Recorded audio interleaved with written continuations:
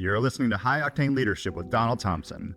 I'm executive producer Jason Gillikin, and today we're sharing a short 10-minute segment, which you can watch on LinkedIn and YouTube, where I ask Don about University of Michigan eliminating freshman letter grades to preserve mental health, and what that means when those students enter the workforce.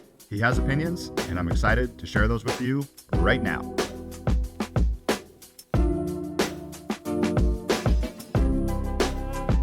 So I want to get your take on this, and you're laughing already, and I'm curious to know why. Because what the man? Okay. So standardized tests have challenges with them. There's bias in these tests. Some people have the ability for tutors and some don't. And I get all of those things, but that's not what we're talking about. What we were talking about is removing barriers for high achievement and scoring, and then expecting to prepare young people to go into an environment that is all about scorecard. Winning and losing matters, right? Numbers matter. Pressure and how you handle it matters, right? Because everything in today's business environment is a stress test on resiliency. And so by continuing to coddle generation after generation and then frustrated that we're dealing with young people that don't know how to overcome mistakes, that don't know how to take criticism, whose fault is that?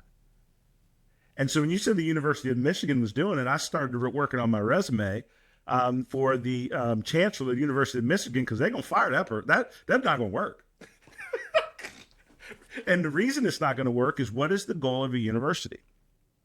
To prepare people for their future careers and profession. Well, if you think about any profession that is making a significant amount of income, okay, let's say it's sports, let's say it's academic and professors are trying to get tenure. Watch this, okay? You're cutting it out for for students, but are you changing the amount of academic journals that professors have to be in to start to qualify for tenure? Well, wait a minute. Why wouldn't you have it both ways for new professors? So new professors, you don't have to worry about the first year or two. Just get your feet wet. You don't have to write anything. Don't worry about your research. Just kumbaya, come have fun. But watch this, still pay us, right? You're still charging kids the same amount of money to go to University of Michigan or wherever else, but you're not giving everything you can to prepare them. Here's the thing they should be doing. And you know what? It doesn't matter if people like it or not. These are my opinions. But here's the thing. Why do we wait to have group projects till they're juniors and seniors? When you get people out in the world, everything at work typically is a group project. I think we're solving for the wrong problem, because here's how you reduce. If you think about my sports background, or you think about me buying and selling companies over my career and different things, right? You learn by doing and being measured. If I make 100 phone calls as a salesperson, okay, and I get 10 people that talk to me, and I got 3 people that take meetings and 1 person that buys, I had to go through those 100 no's in order to get the 2 to 3 sales that are going to help me meet my commission number that quarter. That's pressure. And if I don't do those things, I get what? Fired. If I do those things, I get bonuses, raises, promoted. If I don't do those things, I lose my job. We are not teaching people about the world they're going to live in. And this kumbaya thing is a total, complete, 100% disservice. It is perpetuating the weakness and then the complaint about doing it. Now, their intent, listen, I'm not saying they're bad actors trying to do the wrong thing. I think it's just misguided, because the world of competition is not getting easier, it's getting harder.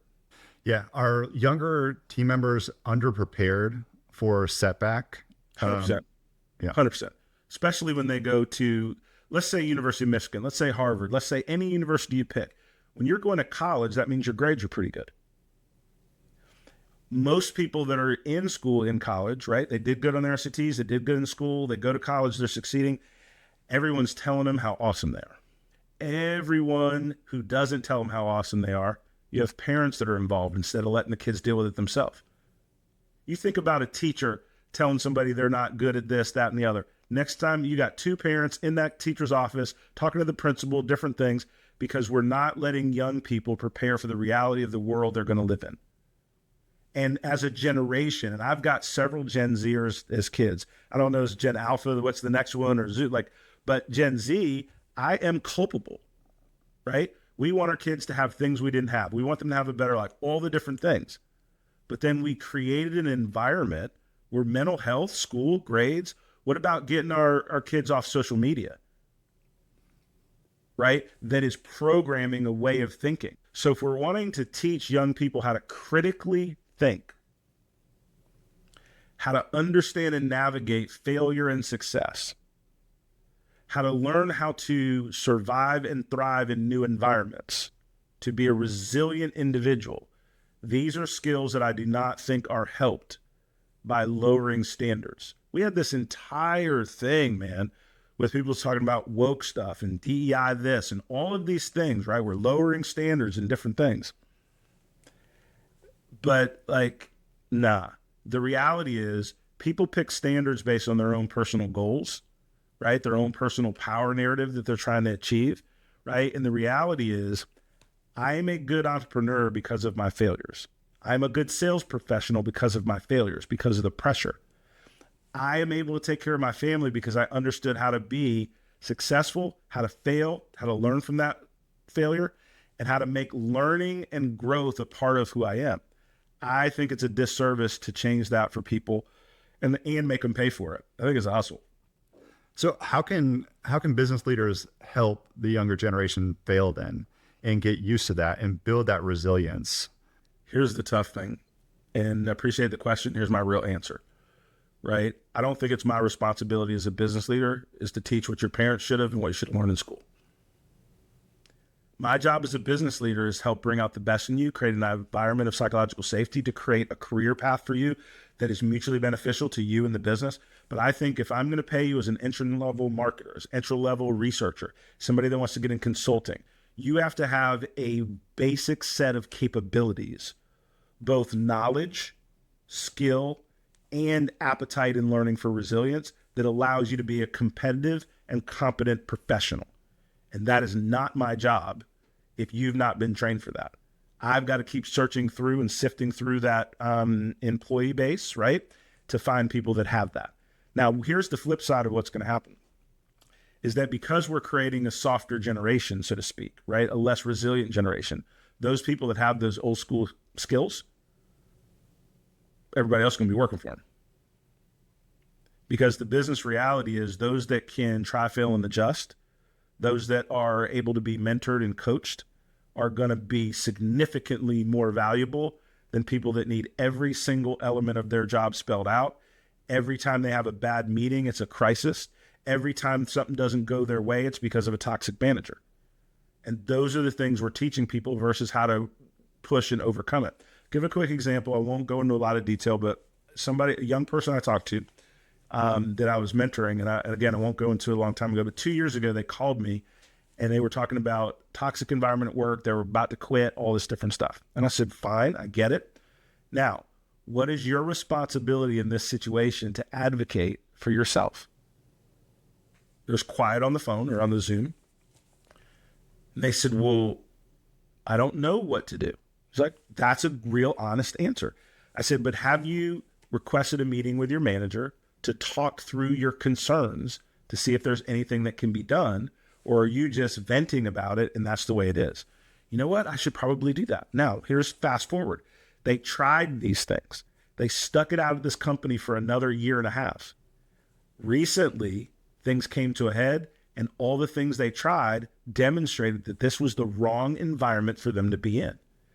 Here's what they got for the 2 years of hanging tough. They were still working on globally recognized brands. Their portfolio is stronger. They still were developing their writing skills. They still learned how to push through tough situations. And when that situation showed itself as unchanging, they now are going into the market with a completely different set of skills and 2 years of experience. In my opinion, the person I was mentoring, it was the wrong time for them to quit because they had to learn how to persevere. So I didn't want them to cheat themselves from a year of doing something difficult that allows them to know the difference between a truly tough environment that could be toxic to a truly tough environment where you're learning and growing and balancing those two. And then when we had a conversation 2 years after the fact, after the first instance, they're more prepared. They landed a new job in 22 seconds in a down economy, right? But they're ready to grow and persevere because now they know they can handle tough situations. They now have chosen they don't want to. And that is different, right? That is a different thing when you say, I don't want to handle this situation versus this situation's overwhelming me and I can't. This young person now knows they can handle tough situations, but is choosing that they don't want to and are finding a better way. I don't want people to cheat themselves from the hard things they need to do to grow a career, to progress, to push, to overcome, and then take a step back and say, is this really somewhere I need to be? Thank you for joining us on High Octane Leadership with Donald Thompson. Today's episode is a step in our collective journey towards leadership excellence. Remember, every story we share and every insight we gain is a piece in the puzzle of our leadership journey. For more insight and detail, hit the subscribe button so that we can stay connected. For deeper information and more episodes, go to donaldthompson.com. Continue to lead with vision and purpose, and until we meet again, embrace your role as a high-octane leader in the ever-evolving world of business.